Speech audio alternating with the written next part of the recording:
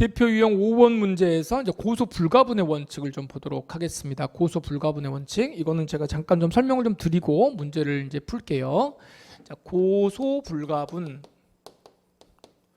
이제 고소 파트를 들어오면 이게 처음에 여러분들이 이제 공부하실 때 굉장히 이제 이게 좀 어렵죠. 고소 그냥 단순하게 고소권자 이런 것들은 외우면 되는 건데 고소 불가분이 들어오면은 이거 항상 뭔가 좀 이렇게 틀릴 것 같은 그런 느낌이 있는 게 있습니다. 그런데 뭐 시험에 나올 수 있는 건 딱 정해져 있어요. 이 경우의 수가. 그래서 그것만 좀 보시는데 고소의 불가분은 첫째는 뭐가 나오냐면 이제 객관적 불가분이라고 하는 게 있고 두 번째는 주관적 불가분이라는 게 있잖아요. 그런데 여기에서 형식적으로는 주관적 불가분은 우리 형사소송법에 규정이 있고 여기는 규정이 없습니다. 규정이 없는 이유가 뭐라고 생각하세요? 규정이 없는 거는 당연하기 때문에 그래요. 이거는 그냥 사건과 관련되어 가지고 예를 들어서 강도로 고소를 해요. 강도로 고소를 하면 강도는 어떻게 하는 거죠? 폭행 협박이 있는 거죠. 폭행 협박이 있고 더하기 물건을 가지고 오는 거예요. 탈취하는 거죠. 폭행 협박을 통해서. 그러면 강도로 고소를 하게 되면 뭘로 고소냐면 이 사람이 나를 폭행 협박해가지고 내 물건을 가져갔어요. 여기까지 고소를 해야 되는 건데 뭐만 하냐면 이 탈취죄는 여기 말 안 하고 여기에 대해서만 고소를 했다고 쳐봐요. 폭행 협박을 했습니다. 여기 고소를 하게 되면 조사를 해보니까 뭐가 있어?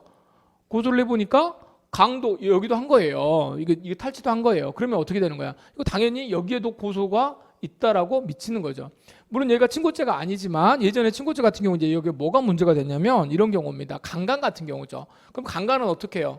강간도 어떻게 되는가? 폭행과 협박이 있고 여기에 강간을 하는 거죠. 강제로 이렇게 하는 거예요. 그런데 여기에 대해서는 부끄러우니까 당시에 부끄러우니까 여기에 대해서는 고소를 하지 않고 여기에만 고소를 했다. 그러면은 여기 이 강간행위도 고소 효력이 미치느냐 안 미치느냐? 미친다 이 말이에요. 미친다. 일죄와 관련돼 가지고는 일죄에 대해서는 미친다 이렇게 이야기를 합니다. 그래서 일단 이렇게 정리하시고 자, 요거는 이제 제가 나중에 이제 고소 불가분 한번 조금 더 길게 해가지고 특강으로 한번 제가 또 이렇게 설명을 드리겠습니다. 여기서 좀 간단하게 이제 볼 건데요. 주관적 불가분의 원칙은 뭐냐면은 고소를 공범이 나오는 거죠. 범인이 두 사람이 나오는 거예요. 자, 갑과 을이 나오고 이 사람들이 공범이고요. 그 다음에 피해자가 나오죠. 피해자를 A라고 이야기를 하고 피해자 A인데 이게 두 사람이 같이 뭐를 했다? 친고죄를 저지른 케이스입니다. 그럼 요 A가 이 사람을 고소를 한단 말이에요. 친고죄니까 고소가 있어야 처벌을 받겠죠. 근데 이 고소를 이렇게 했을 때 그리고 여기에는 고소를 하지 않았다. 이쪽으로는 고소를 하지 않았어요. 이쪽으로는 고소를 하지 않았는데 여기에 대해서 고소를 했던 것이 A가 을에 대해서 고소를 하지 않았지만 요걸 이렇게 가지고 여기까지 연결이 되는 거죠. 1타로 쐈는데 1타 얘 죽고 1타 2피. 그래서 A가 갑에 대해서 고소를 했을 때 을에게도 미치는가? 미친다라고 하는 게 주관적 불가분의 원칙이에요. 친고죄인 경우에. 자, 그 다음에 고소도 하지만 또 뭐도 하느냐? 고소를 취소할 수도 있죠. 고소를 취소한다. 그래서 갑에 대해서만 고소를 취소했을 때도 그 취소의 효력이 어떻게 된다? 여기에 대해서 고소를 취소하게 되면 여기까지 뭐가 된다? 고소가 취소된 것으로 보겠다라고 하는 겁니다. 이게 원칙인 주관적 불가분의 원칙이에요. 주관적 불가분의 원칙. 자, 그 다음에 또 한 가지 나오는 게 상대적 친고죄라고 하는 게 나오죠. 상대적 친고죄 뭐 어려운 게 아니라 우리 형법에서 배웠던 거죠. 재산범죄에서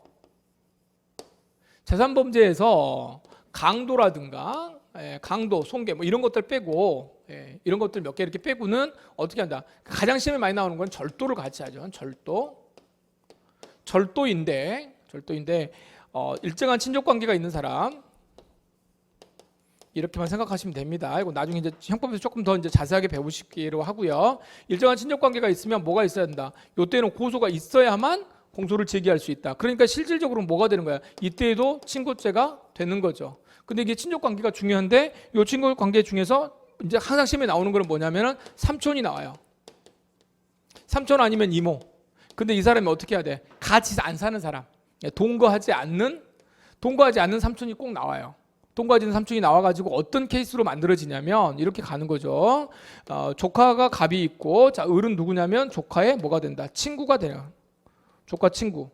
그 다음에 여기 A는 자 누구예요? 삼촌하고 이모야. 와가지고 얘들이 뭐를 했다? 얘 둘이 와가지고 삼촌 집에 가가지고 뭐를 훔쳤다. 아이패드 프로.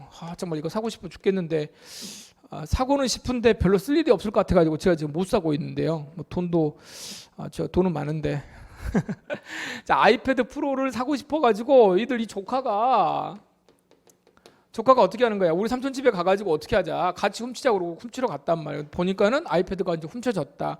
A가 CCTV를 봐보니까 우리 조카가 자기 친구랑 데리고 와가지고 뭐 했다? 내 물건을 훔쳤다.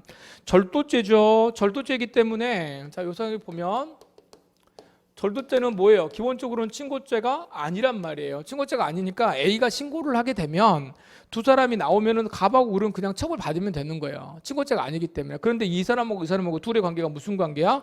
일정한 친족 관계가 있단 말이에요. 이 관계에 있을 때는 자, 갑과 을이 있고 A가 있을 때는 요 A가 조카라면 이 둘의 관계는 상대적 친고죄란 말이에요. 그래서 이 사람을 처벌하려면 뭐가 필요하다? A의 고소가 필요하다. 이렇게 돼 있어요. 여기처럼 A가 고소를 해야만 이 사람을 처벌하게 됩니다. 아시겠죠? 여기는 을은 얘는 고소 안 해도 돼요. 고소 안 해도 CCTV 보면서 얘가 도둑놈이다. 그러면 얘는 그냥 처벌하면 되는 것이에요. 그래서 A가 고소를 하느냐 마느냐하고는 관계없이 을은 반드시 처벌받게 되어 있습니다. 범인으로 밝혀지게 되면. 그러니까 이거는 신경 쓰지 않으셔도 돼요. 이 경우입니다. 아까 원래 친고죄인 경우에는 어떻게 돼요? 이게 만약에 친고죄라면 이 갑을 고소하게 되면 을한테도 이게 미쳐야 되는 건데 이 경우에는 갑을 고소했는데 이게 을한테 미치느냐 안 미치느냐 이게 지금 일단 문제가 될 수 있겠죠? 고소를 했을 때 여기다 미치느냐 안 미치느냐. 그런데 이전에 말했지만 그건 우문이에요. 우문이라는 게 어리석은 질문이란 말이야. 왜냐하면 얘는 고소를 하지만 얘는 미치든 안 미치든 간에 얘는 그냥 처벌하는 거니까 물어볼 게 없어요. 그러니까 시험에 안 나와요. 단지 뭐만 나오냐면 갑을 처벌하기 위해서는 A가 고소를 해야 된다. 소송 요건이 되려면 공소를 제기하려면 A가 갑을 고소를 해야 이 사람이 공소가 제기가 된다. 이게 나오는 거고 시험은 어디에서 뭘 물어보냐면 이쪽을 물어보죠. A가 을을 고소합니다. A가 을을 고소해요. 고소 안 해도 수사에 의해서 밝혀지면 처벌을 받는데 일단 이 사람이 CCTV 확인해 보니까 을이라고 하는 애가 을이 가지고 갔으니까 가가지고 신고해야 될 거 아니에요. 을이 내 아이패드 훔쳤다 이렇게 훔친단 말이에요. 그럼 여기에도 고소를 했단 말이에요. 근데 누구도 같이 했다? 조카도 같이 했단 말이야. 그럼 이제 이렇게 가는 거죠. 여기에 대한 고소가 여기에 고소에 미치는가 이걸 물어보는 거예요.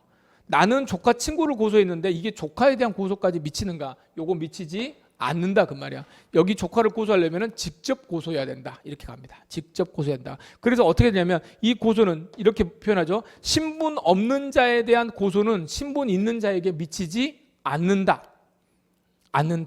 됐죠? 첫 번째가 그것이고 자, 두 번째는 뭐냐면 어떻게 되냐면 조금 지우고 하겠습니다. 자, 먼저 이제 여기다가 고소를 했어요. 조카지만 이놈은 안 되겠다. 그래가지고 여기다가 고소를 했습니다. 이거 고소를 하게 되면 이쪽에 고소를 하게 되면 설령 여기에 미치지는 않지만 갑하고 을이 같이 했기 때문에 결국은 뭐가 되겠어요? 을도 처벌을 받게 되어 있어요. 처벌을 받게 되어 있습니다. 을도 처벌을 받게 되어 있는데 둘 다 이제 유치장 가가지고 둘이 손잡고 앉아 있겠죠.